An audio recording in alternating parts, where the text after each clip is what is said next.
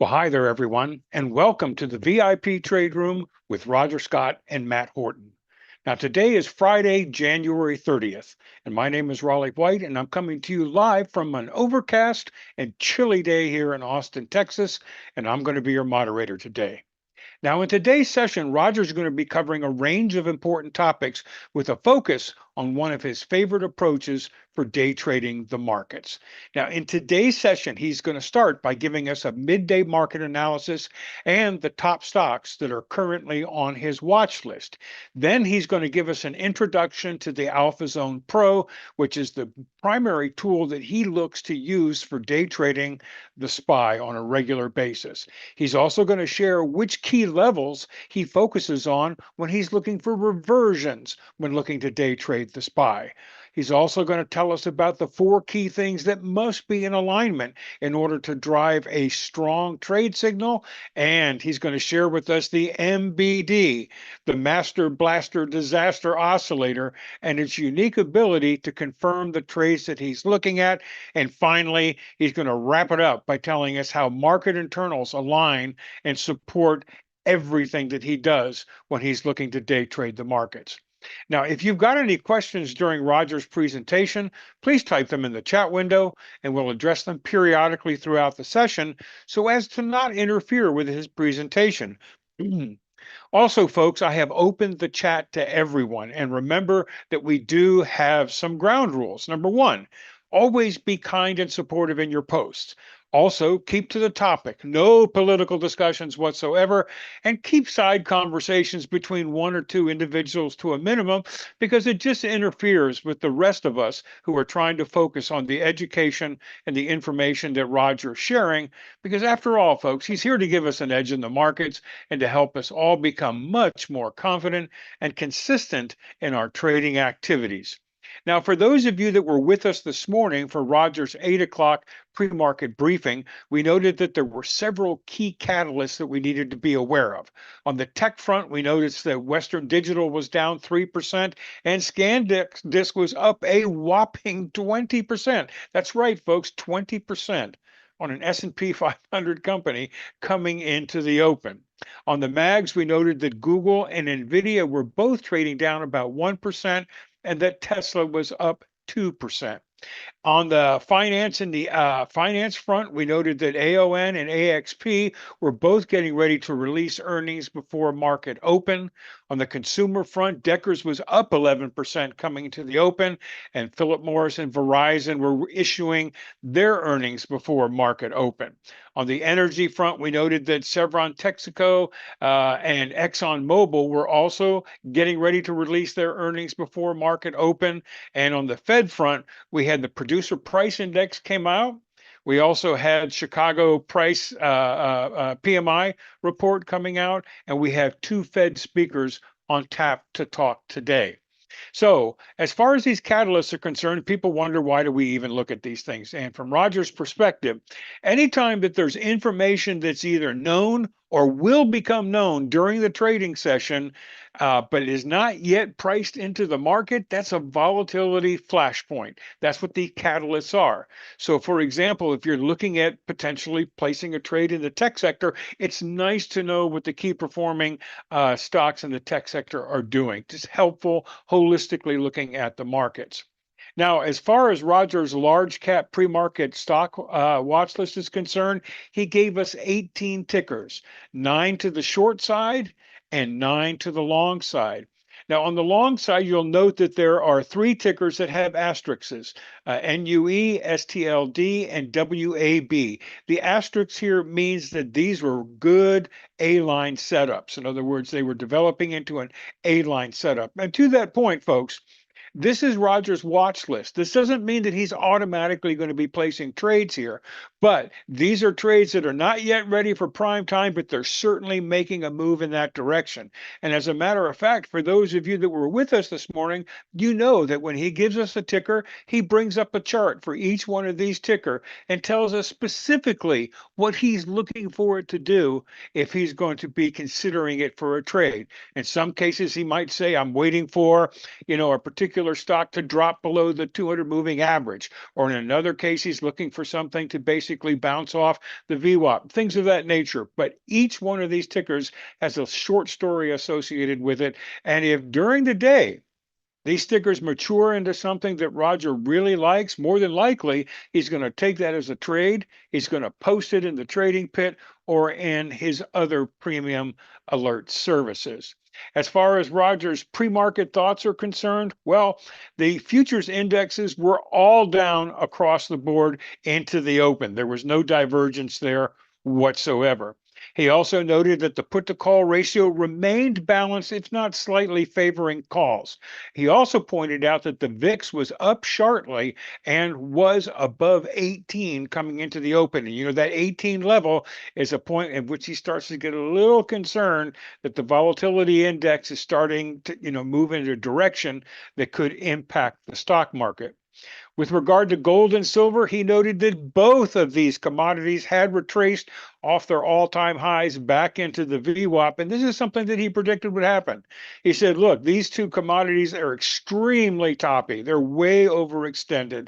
And, his recommendation was if you're holding gold or silver, hold on to it, but now's not the time to buy. Okay, wait for these to retrace back into the mean, into the normal levels, and that's exactly what they were doing this morning, coming into the open. As far as the bonds were concerned, SPY, MAGs, SMH, they were all also retracing back to key support areas. So they're coming off of record highs and retreating, and this is something that Roger felt would happen as a technical analyst. And this doesn't mean that the market's crashing. It just means that this is a healthy reversion back to the mean, and he expects that these are going to move there, look for some consolidation before they potentially move up higher. As far as the sectors are concerned, he said, look, we have a strong mix at the top of the sector list between defensive stocks and speculative stocks. And that's largely due to the fact that we have so many companies coming out with earnings, which are driving some stocks higher, some stocks lower. So it's just kind of like a free for all out there. And it's not surprising to him that the sectors are mixed. Bottom line recommendation, just be careful today, okay? Be careful with that as a backdrop. It is Friday, and just remember in the afternoon, especially after 2 o'clock Eastern time, the market tends to go extremely flat and very, very little there to take advantage of. He also recommended that the market was going to be non-directional, that there was going to be a lot of movement, but there wasn't going to be, it would basically be sideways around this movement. He didn't expect anything to be moving sharply higher or lower. Once again, driven by the fact that people are digesting all of the earnings news. He also recommended if you do taking any trades during the day, consider using wider stops, because given the fact that the market is kind of moving like this, you could identify a great opportunity. You could see a quick little retracement before it moves in your direction. So if your stops are too tight, that could knock you out of a potential decent trade. So these were his recommendations coming into the open, and I'm interested to know what his midday outlook is as we take a look at things that are happening. And to that point, once again, we're delighted to have you all with us here today. Roger's put together a terrific agenda. He's going to be focusing on his favorite approach for how he likes to day trade the market. He'll begin by giving us a midday market analysis and a stock watch list update. He always does this. We already know his pre-market stock watch list is. Always interesting to find out what he's seeing now midday. He's then going to give us an introduction to the Alpha Zone Pro and why he uses this as a key tool for day trading the SPY. He's going to tell us which key levels he likes to focus on when looking for reversions. And once again, this is a reversion program. He'll cover this more in detail. He's also going to tell us the 4 key things that must align in order to drive a good trade signal. And he's going to tell us all about the MBD oscillator, the Master Blaster Disaster, and its unique ability to confirm trades that he's looking at. And then finally, how market internals align and support everything associated with the decisions that he makes to place trades.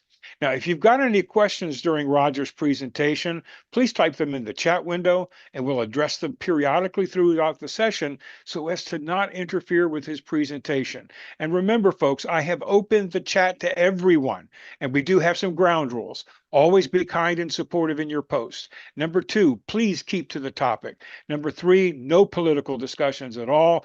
Also, keep side conversations between one and two of you to a minimum because it just interferes with the rest of us that are trying to pay close attention to the education and information that Roger's sharing. Because after all, folks, he's here to give us an edge in the market and to help us all become much more confident and consistent in our trading activities. And with that, folks, hey, let's open up things and let's say hi to Roger. Let's say hi to Matt, guys. It's good to see you. Roger, interesting day today. I think you nailed things. I'm looking at my charts here and I'm going like, wow, I mean, the SPY, the QQQ, the bonds, they're just moving sideways, doing nothing. But the thing that really had me chuckling, Roger, is I was watching gold, and gold is going freaking nuts.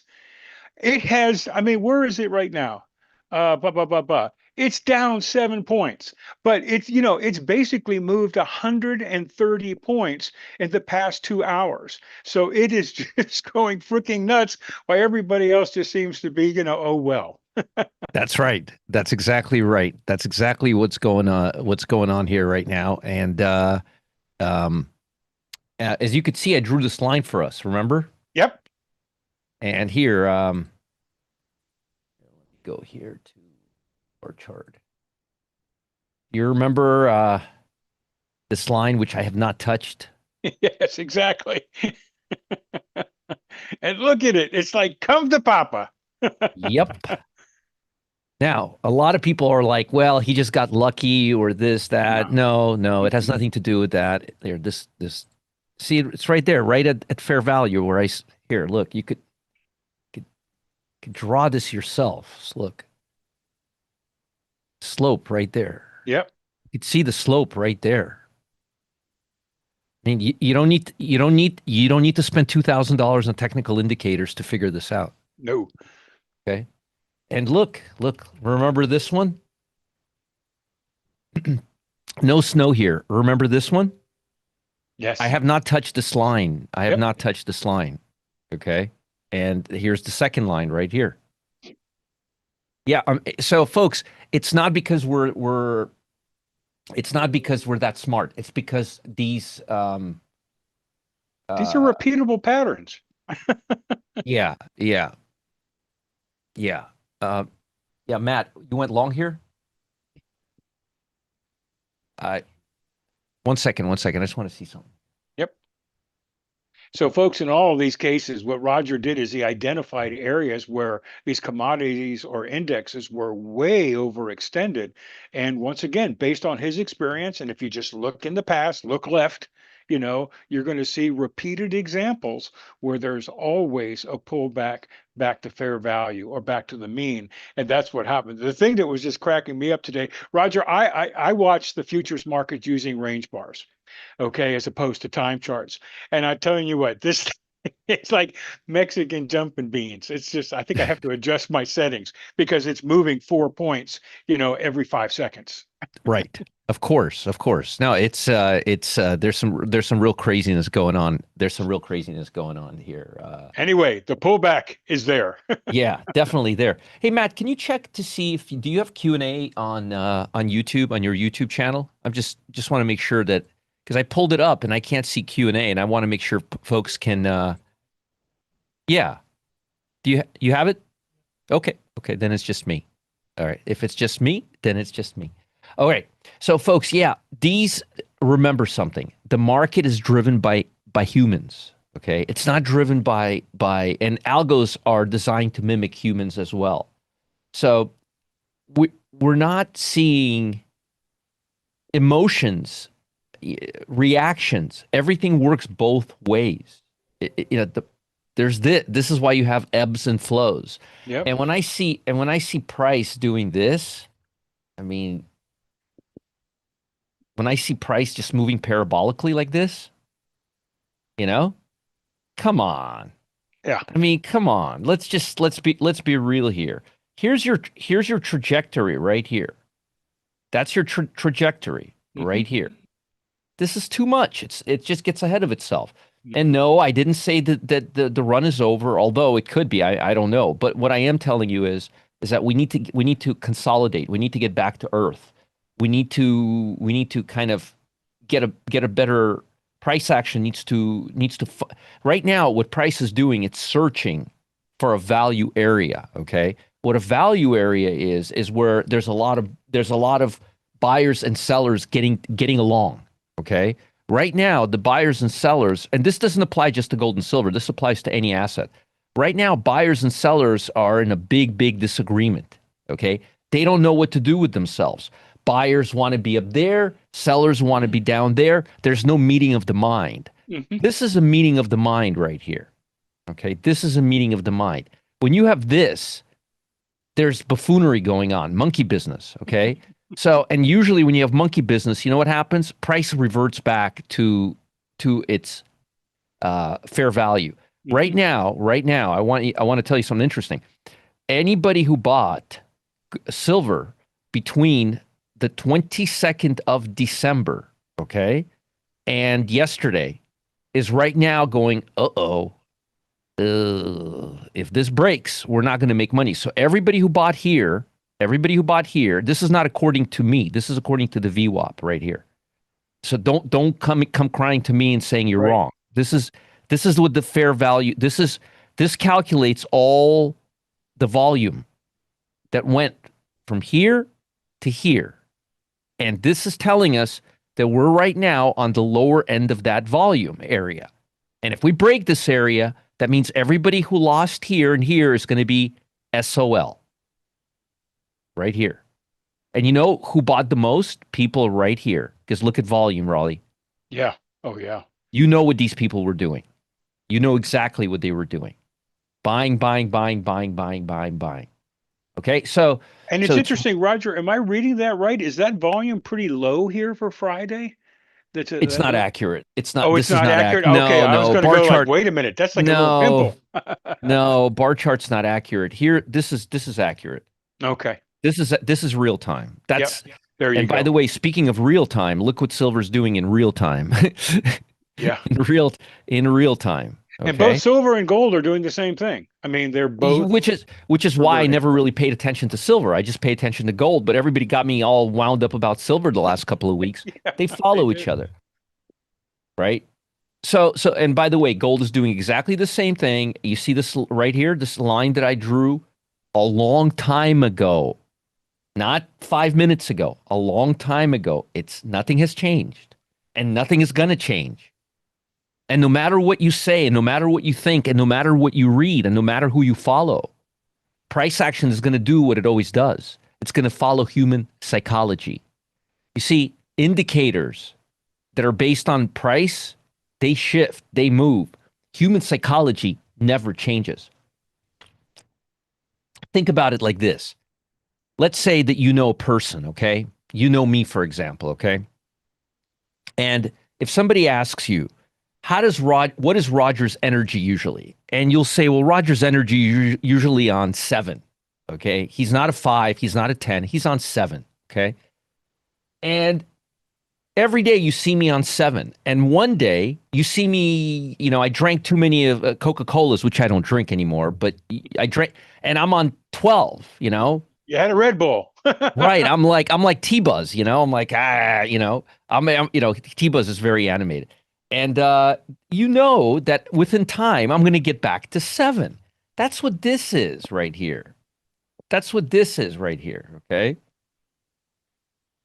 That's what this is right here. This just tells you where fair value is. And it's telling you that we're getting really far away from fair value. Just like people revert back to their previous psyche, so do markets. Because you know who trades these? People. People. And as long as human psychology doesn't change, and I don't see it changing in the next 200 years, this is going to continue working because this represents people's thinking. And the more you understand to get rid of most of these stupid indicators that are based on math formulas and use tools that are based on human psychology, the further you will get ahead. Okay. So let's talk a little bit about the broad market. The broad market, I don't like the broad market here at all. Roger, real quick question that came Yes, up from yes. several people. So, in your opinion, the VWAP represents fair value? Mm-hmm. Yes. It does, right? It does represent fair value. That's the average price based on volume that you paid over a certain period of time. Yep. Of course it does. Of course it does. Look, the average price based on volume. Remember the example I always give you guys? Okay, so I'm going to do this example for all of you new folks here, okay?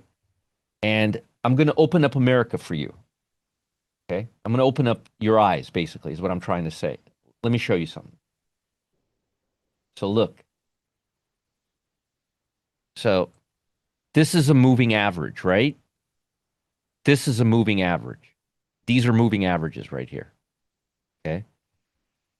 Well, here, let me go to bar chart because I have it already there. Okay, so these are moving averages, okay?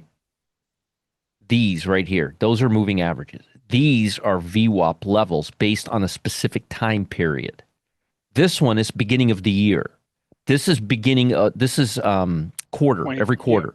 Yep. So, and right now, obviously, beginning of the year and beginning of the quarter, except I don't do this beginning of the quarter. I do it a week before when we have quadruple witching, when we have option expiration. Okay. So you could see right here, if we go back down here, you could tell you could basically use this to see the propensity of this asset based on actual volume, okay? Volume. Okay, now, I want to show you why it's so important, okay? All right, so pay attention, okay? Pay attention. I'm going to show you something interesting. I'm actually going to teach you something. Here, docs. All right. All right, here.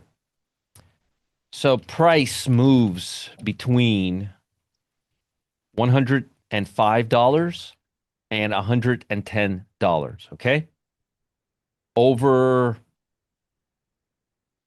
20 days, full month, trading month.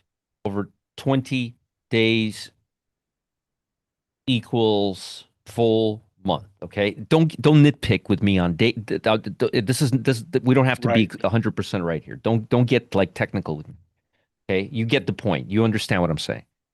So, price moves between 105 and 110, 105. It's just moving between 105 and 110, okay? Now,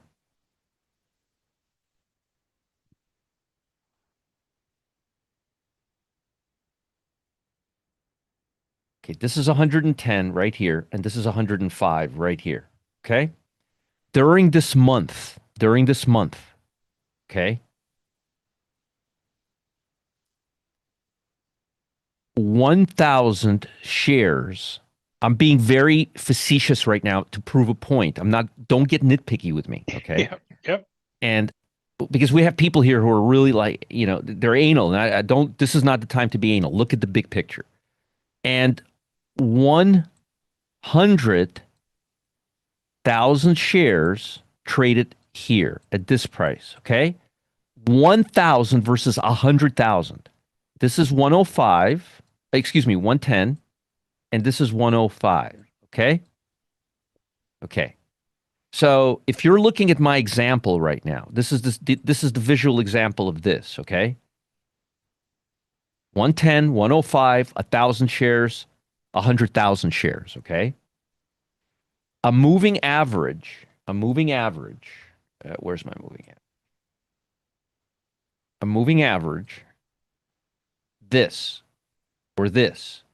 will treat these completely equally and will be right here in the middle. Okay? This is what the moving average will be. Now, I'm going to ask you guys an interesting question right now. Do you think fair value is at 107.5, which is the center zone, if 100,000 shares bought at 110 and 1,000 shares bought at 105? Or would you say fair value would be more like $100, 9 cents and 99.999 cents? Do you guys understand the difference between a moving average and a VWAP? A VWAP will calculate the difference between these. Yep. Right, Adam, exactly. Now, you're probably shaking your head and going, Ooh, how come then why are we using moving averages if they're so unuseful? That's not what I use moving averages for. That's what you use moving averages for. I use moving averages to tell me how far we're getting ahead of ourselves, what institutions are doing. I'm looking for emotional support from moving averages, not technical support. Volume weighted average price, Steve. So you Yeah. see And for the those of you that want more information, Google is your friend. right, There's right. incredible information. Just Don't Google ask me that guy. questions. Don't ask me questions that Google can answer. Yeah. Come on. Ask me questions that Google has no idea about. Yep. Okay. All right. So a moving average will just equally weight these two equally. Now you're going to tell me that $100,000 per shares at 100 equals the same thing at 100. Come on. So this is completely so you moving averages trying to figure out taking price without volume is like washing yourself with no water. Okay? Or it's like dating somebody and not knowing if she's a man or a woman. I'm not kidding. That's what you're doing. Okay? If you're using a moving average to actually trade off of. Okay? Okay. You're not going to get very far. Okay. And this example is a real, I mean, I gave you a real example. Moving average will just take these two values, equalize them, and give you an equal line. But Yep. we know that moving average should really be right here. That's what the VWAP will do. Okay. Okay. Yeah, you got to be careful. Exactly. Okay. So now, with that said, how do I use these tools? Let me show you how I use these tools real quick, and then we'll move on because I have a good lesson I want to teach you today. Okay. Thank you, Donna. Good. See, these are the moving averages. This is the 5-day moving. This is the 8-day moving average. What the 8-day moving average is just tells me if price is getting ahead of a weekly high, because an 8-day EMA, which is what I use, equals a 5-day MA, and a 5-day MA is just a 5-day moving average of a week. So I'm not using this to tell me where to buy or sell. I'm using this to tell me if price is getting ahead of its average price over the last 5 days, and the 15-day EMA is really just a disguised 10-day MA, right? And what does a 10-day MA do?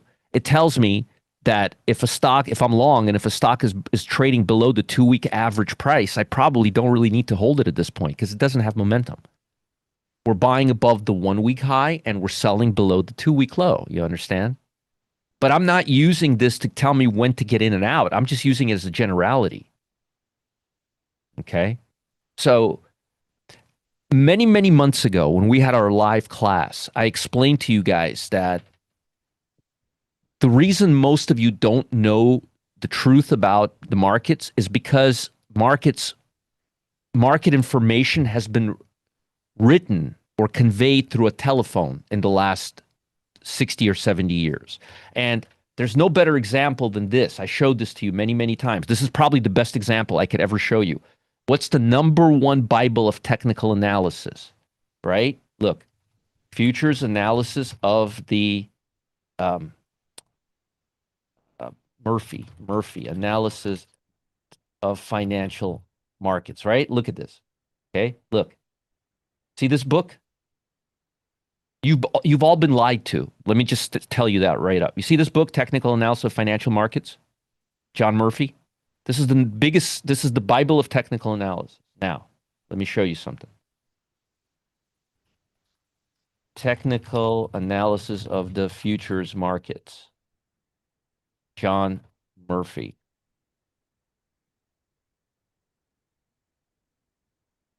Does this book here look anything like this book here? It's the same book. I'm being sarcastic. It's the same book. So 60 years ago, it was technical analysis of the futures markets. But now it's technical analysis of the financial markets. What did he do? Well, he was too old and too lazy to change the book. So what he did was he just basically changed the title.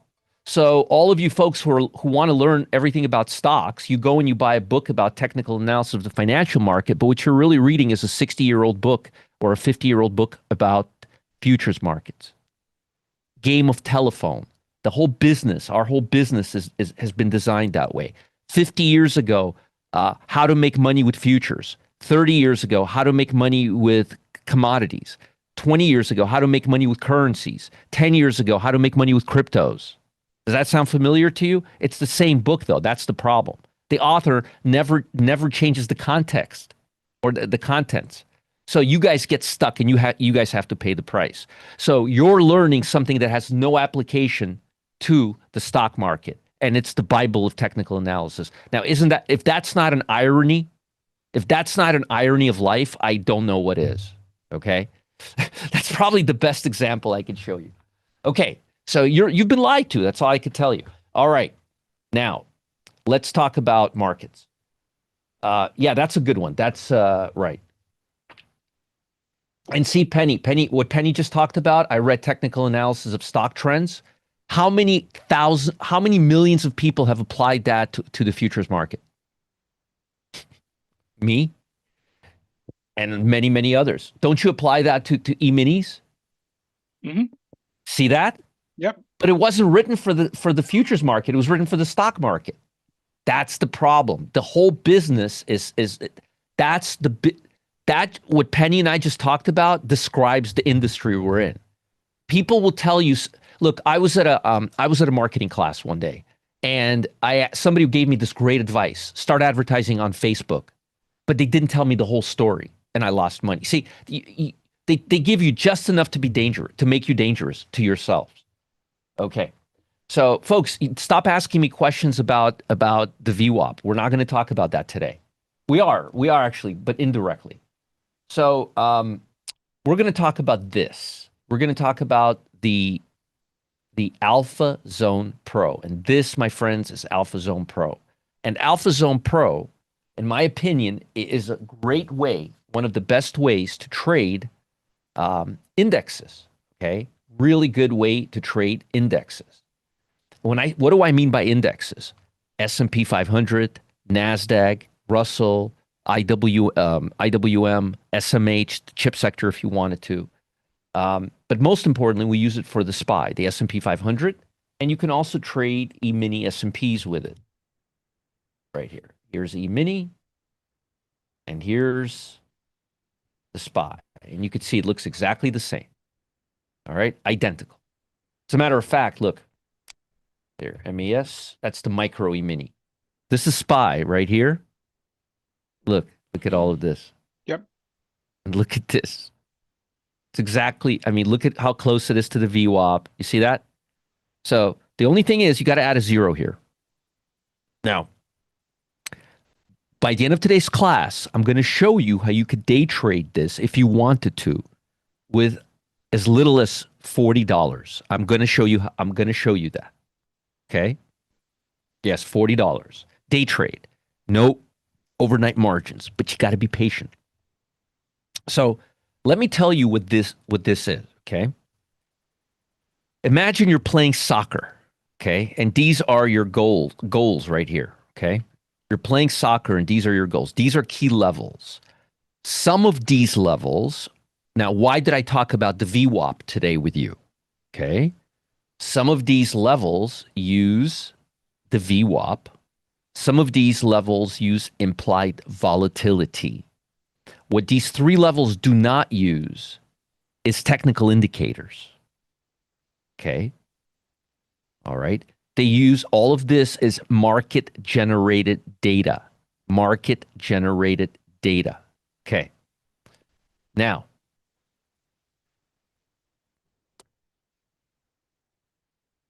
here's what happens, okay? Let me show you this. This here is an oscillator. We use this for confirmations. This right here and this right here are exactly the same thing, okay? There's no difference. There's no difference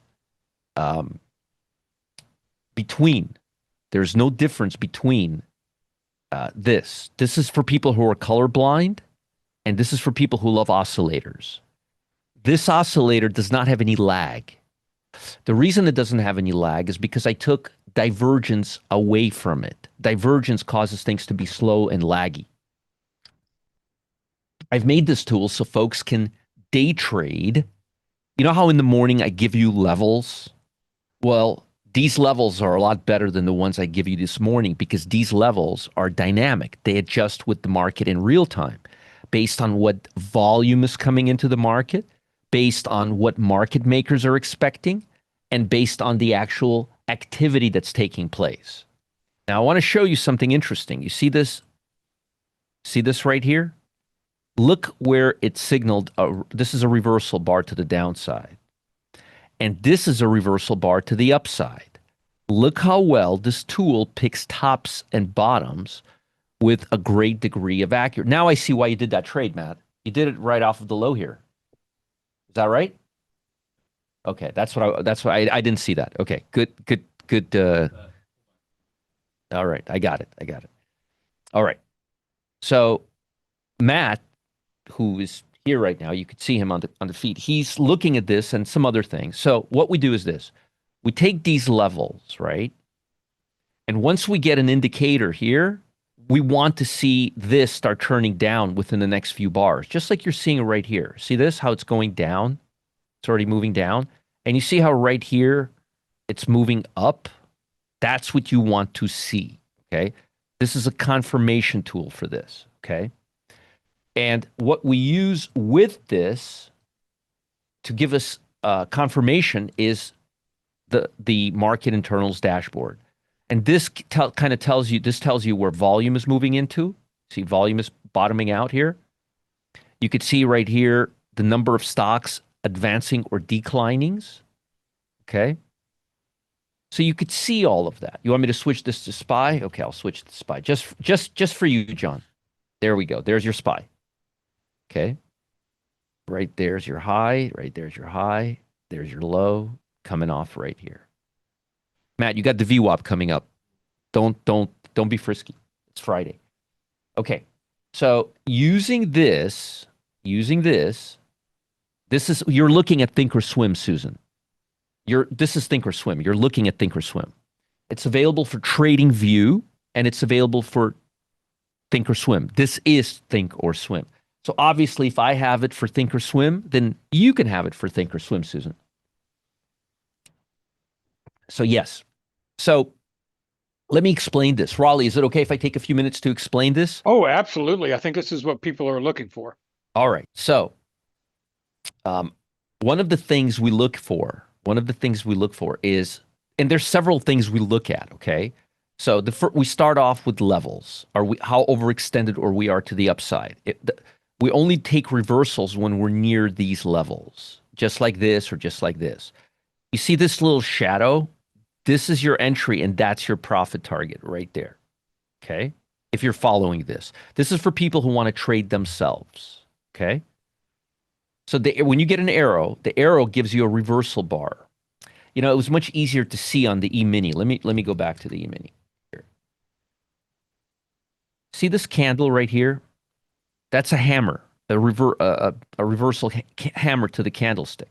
In order to get an arrow, you need to have price come near this area. Then you need to have a hammer. Here a regular hammer and here a reversal hammer, depending on what side of the fence you're on.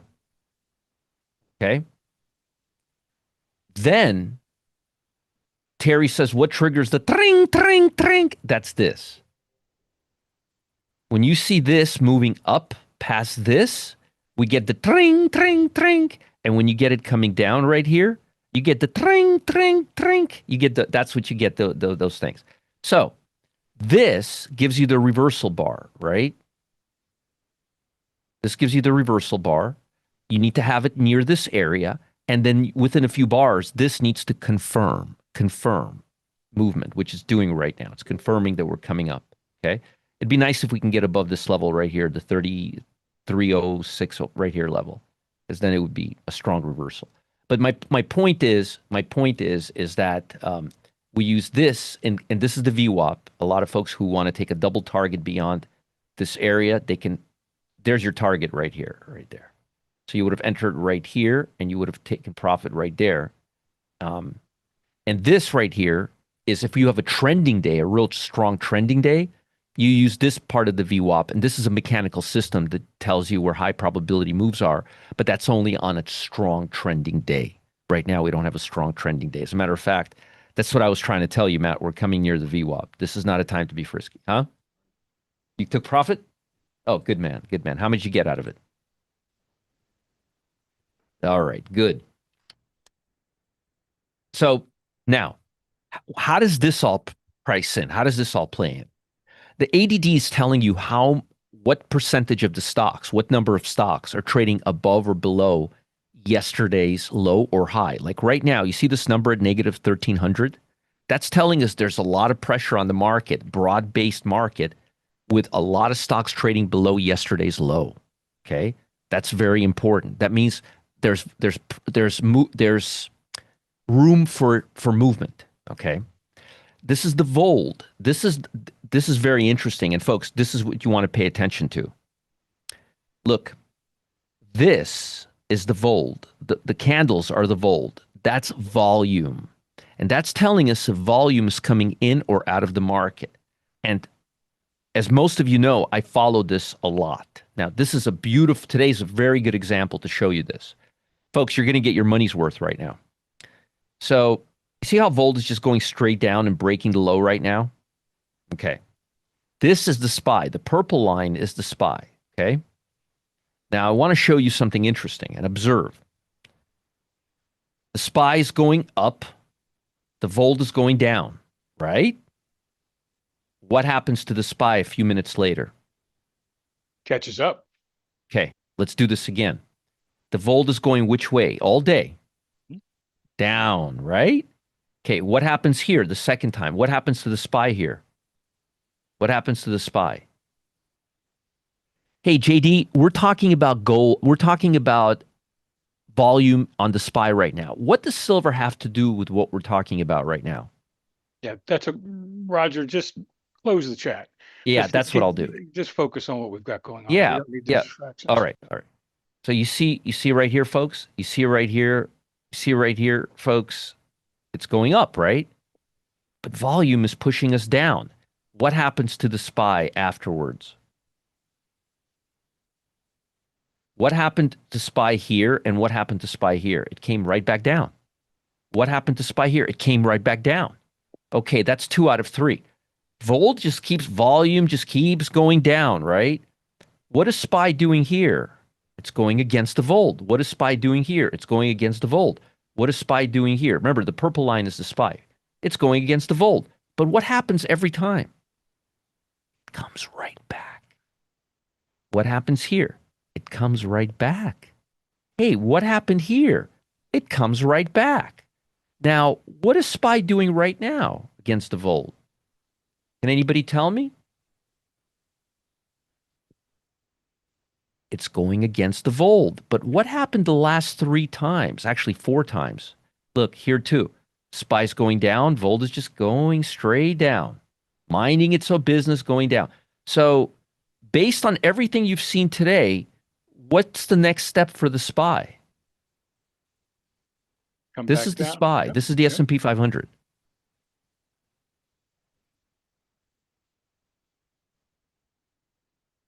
Look. Once, twice, 3 times, 4 times.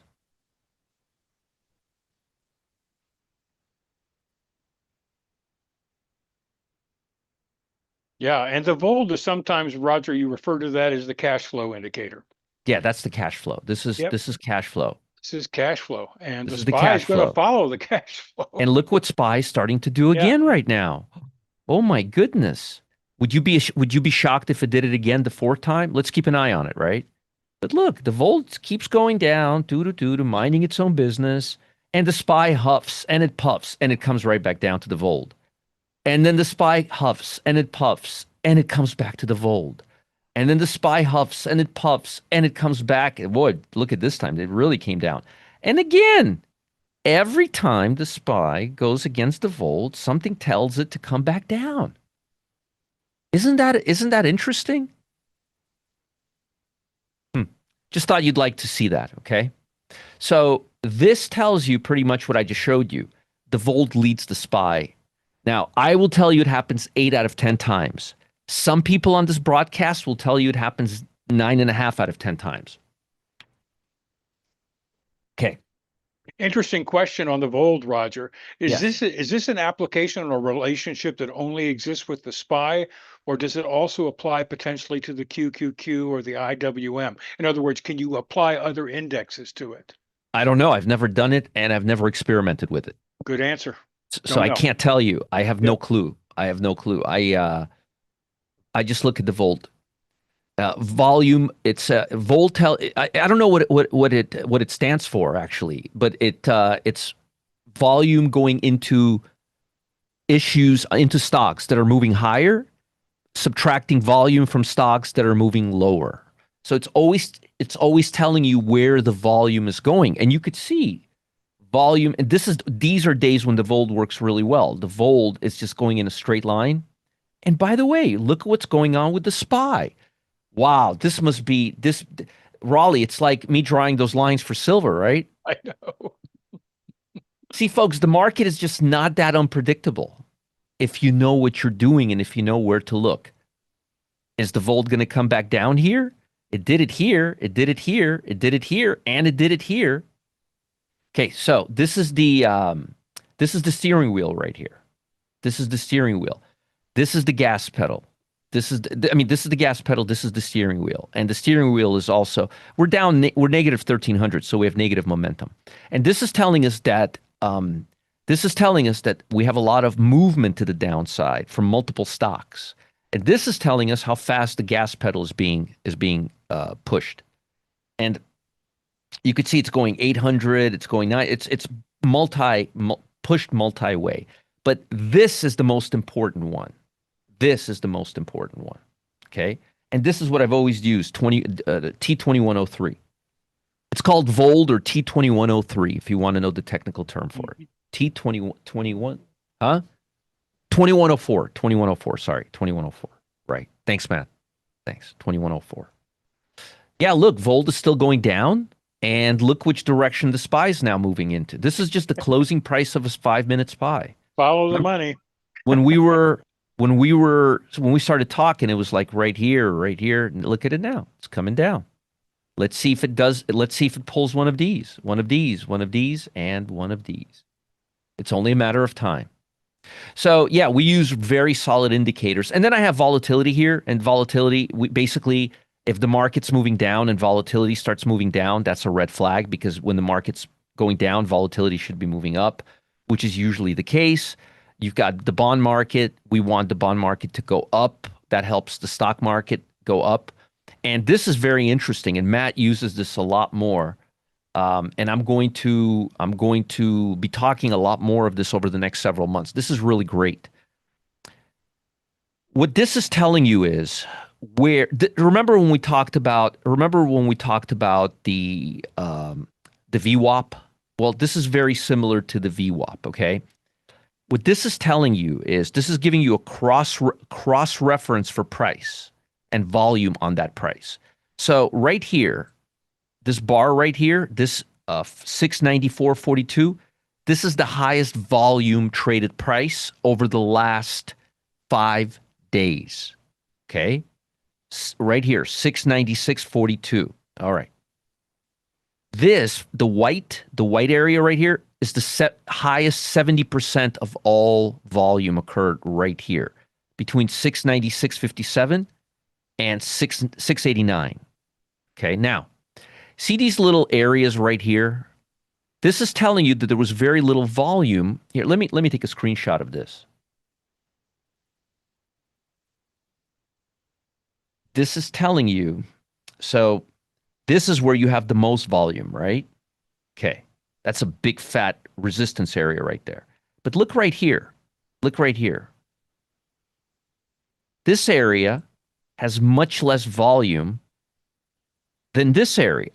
So this area here would not nearly be as strong of a resistance as this area right here.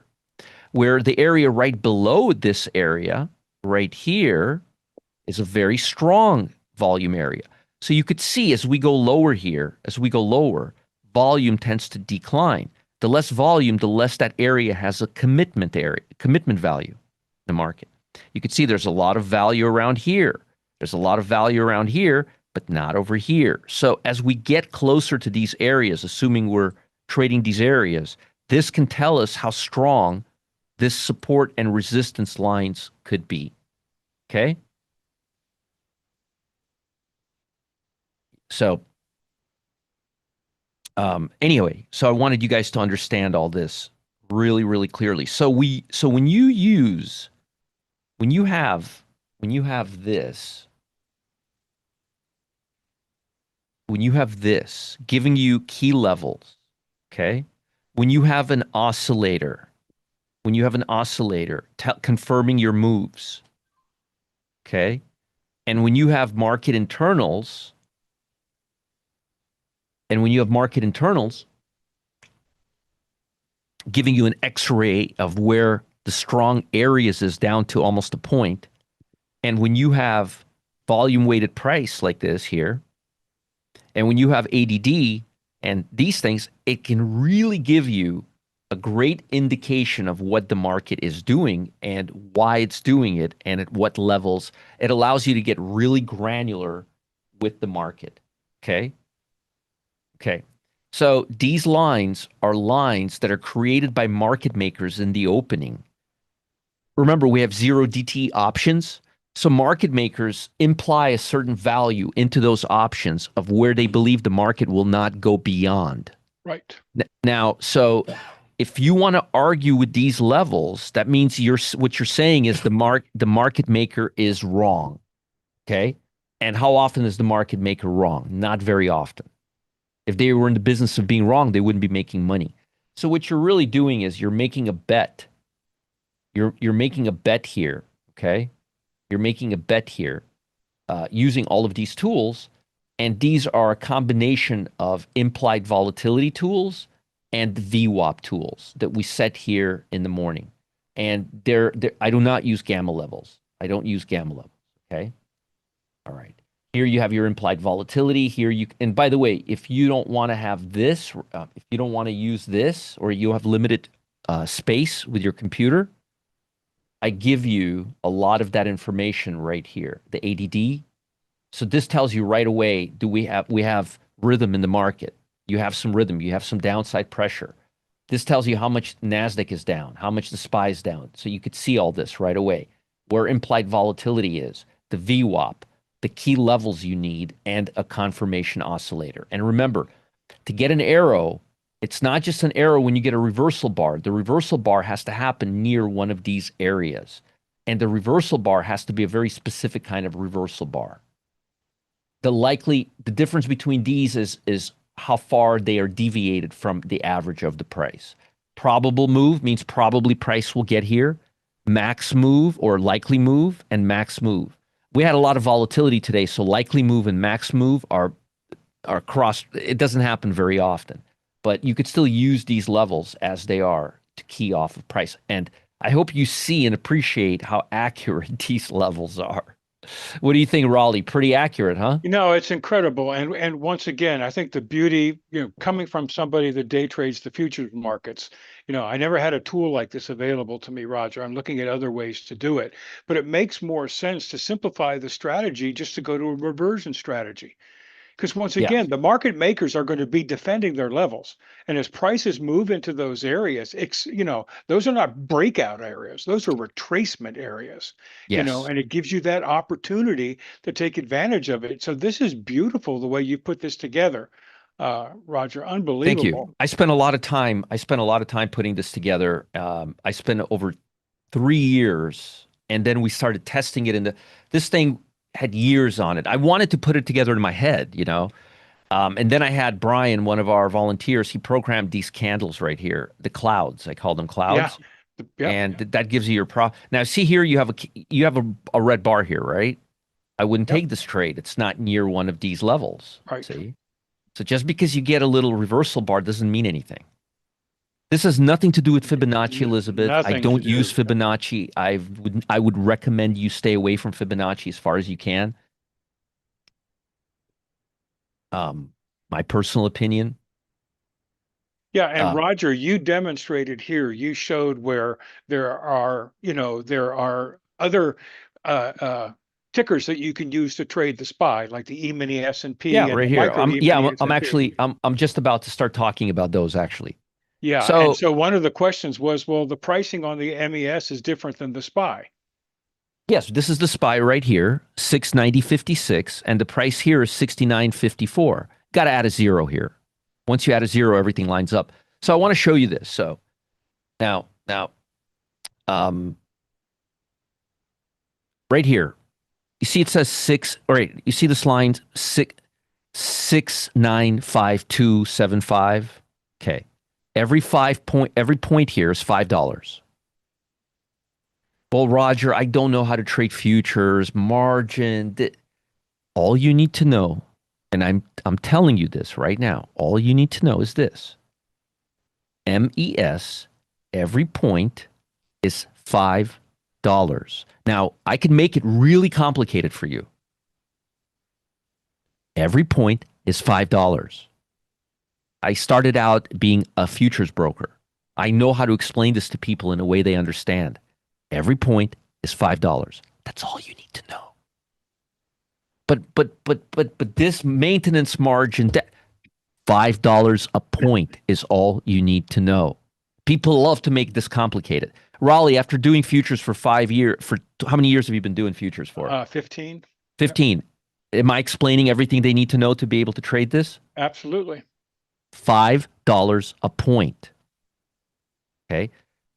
Well, Roger, that's too little for me. I'm a big shot. Okay, $50 a point. Here you go. That's $50 a point. ES instead of MES. Okay. You don't like it? Trade options on the SPY. Okay. Before lunchtime, we go 0 DTE. After lunchtime, you go 1 DTE. If you try to go 1 DTE after lunchtime, you will be taken. You will lose money. Don't listen to me. Lose money. Your choice. Okay. So, where do you trade ES and MES? Since I could do this for. So, look, let me show you something. So, again, you want $5 a point. You want the baby, MES. You want the big daddy. You want ES. When I was growing up, it was $500 a point. Now it's $5 a point. No joke. Then it became $250, and then anyway. Mm-hmm. Yeah. Highly So, liquid, folks. yeah, Highly liquid. for everything we're discussing today, you use market orders only. Yep. You don't use limit orders. I said you use 1 DT after lunch. Before lunch, you use 0 DT. I prefer to use 1 DT all the time, always. Futures don't have decay. They don't have any decay. In other words, options have a decay. They're like buying ice. Futures don't have decay. Commission is cheaper. There's no $25,000 requirement. What? There's no $25,000 requirement. Okay. Can I trade them with a stockbroker? Most stockbrokers you can. Not all. Most you can. If you trade them with a stockbroker, your commission's going to be more on the E-minis, and your margin is going to be a lot more. They're going to charge you overnight margin. If you go to a futures broker's firm, like, for example, Amp Futures, Ninja Trader, the big boys, they'll charge you a lot less margin. They charge you $40 and $50 overnight margin. Ninja charges 50 and Amp Futures charges 40. On the micros. Yep. Yes. If you want to trade the big daddy, it's 400 and 500 intraday margin. And that's how much you need to open an account. Well, Roger, I don't have $25,000. I want to start small. Amp Futures Ninja Trader, $100 to open an account. You have no excuses. You don't like any of this? You don't like where I'm going with this? Okay, fine. Have it your way. Here. You could trade the add the money options. The 688 right now, or 689, that's 690 is what you're trading. This one right here. Because weekend's coming up. You're trading this one right here. Okay? Capiche? Add the money options, small account friendly, E-minis. Bob, let me show you, Bob. Sometimes it's easier to show somebody. Look at what you do. You go to Amp Futures, you scroll down, I'm not recommending this company. I don't know anything about them and I've never used them, but they're the biggest one. So, and they use, you can integrate your trading, you can Yeah, integrate trading view. and I think, Roger, people need to know that we're not licensed or No, sanctioned no. whatsoever to We train, trade, or yeah, teach you on futures. We I'm are just giving you options and stocks. Yep. exactly. I'm just giving you very general information in case you wanted to go this route. Hmm. Look, $100 minimum to get started, $40 micro mini margins, and Ninja's the same thing. And I'm not telling you to do that. I'm just giving you choices. I'm giving you options. I'm telling you what's available. Okay. All right. Somebody's asking me if I prefer futures or options. It depends. If the market's really volatile and if I'm looking for staying power, options are great because you can't lose more. Let's say markets are really going crazy. Okay. And I believe they're going to do something by the end of the day, but they're going to experience a huge move. And I just don't care. I just want to leave them alone. I'm going to be busy that day. Options are better because options, if you go to the bathroom and they go against you, you can't lose more than you invested with. Futures have unlimited win or lose. Oh yeah. Yes, I know it's $5 a point, so take it easy. You're not going to lose your life, five, but still it can add up. $100 here, $200 there, so it can add up. Remember, futures, you're not buying anything, Bob. It's a security deposit. Okay. And what you guys should do is you're renting a futures contract. You're renting leverage. This is Right. you. This is a futures contract. You're saying, give me the leverage. And once again, Thank you. folks, for those of you that are interested here, I recommend, once again, Google is your friend. Go to Google and type in futures trading, or type in what's the difference between futures trading and options trading. Any way you Yes. look at it, the amount of information is unbelievable.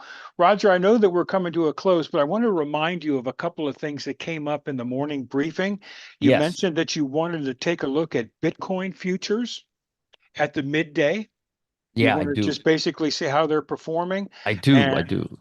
and I know some people, once again, on the silver side, you had mentioned that you wanted to show whether or not silver was retracing to the VWAP and gold, like a midday. And you did that at the beginning of the session.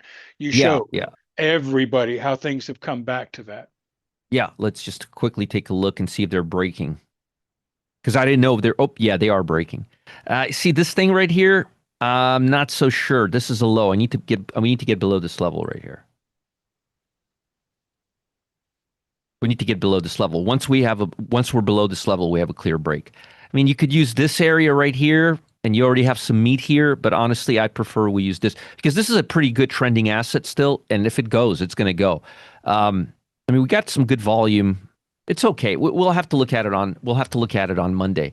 And as far as silver, yeah, I mean, I kind of looked at that, and I have nothing. I have nothing more to say than I've been saying for the last several days. I mean, I drew this line for you. I gave you yesterday a little cross that says Picasso drawing in the here. Let me show you. Let me show you here.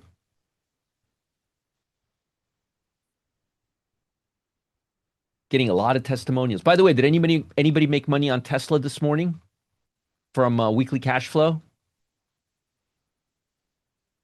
Here, I did it on gold right here. Look, showed you on gold, did it on silver. I mean, we've been on this over and over and over again. Anyway, we got the next level is right here. Right here, somewhere around there. That's the next level. Okay. All right. Oh, several people chiming in, Roger, that they did make money on Tesla Oh, this morning. good, good. Did you So if guys you make go did, ahead. did you guys make money on Freed this morning in High Flyers Club? Let me know about that one. I'm glad you guys made money on Tesla. That's good. Good, good, good. I can't see the chat, Raleigh. You're gonna have to help me Yeah, out here. definitely. Yes on feed. Yes on Tesla. Feed 12% in 10 minutes. Bum, bum, bum. Did anybody make money on lemonade from the pit? You have a little lemonade stand. Good, good. This is what I was Ka-ching, talking about, ka-ching, Matt. ka-ching. Yeah. All right, good. All right, so I'm going to give you a little class right now on what I just discussed, and I'm going to break this down in a very uninterrupted view. I hope to God you guys pay attention to this. I hope you guys listen to this. Everything I just discussed, I'm going to repeat in a very organized way where it'll firm up all the empty spots you guys have. Okay. Uh, Absolutely. And Roger, before we go much further, I want to let those of you that are on YouTube that are watching this know we're about to go ahead and shut down the feed on YouTube. YouTube does not allow us to do any promotional presentations on YouTube. So for that reason, if you're there and if you would like to join us, I think Matt will post a link for you to join the Zoom room. A bunch of you are already in the Zoom room. We have like 500, 450 people here in the Zoom room, so you're already there. So Roger, let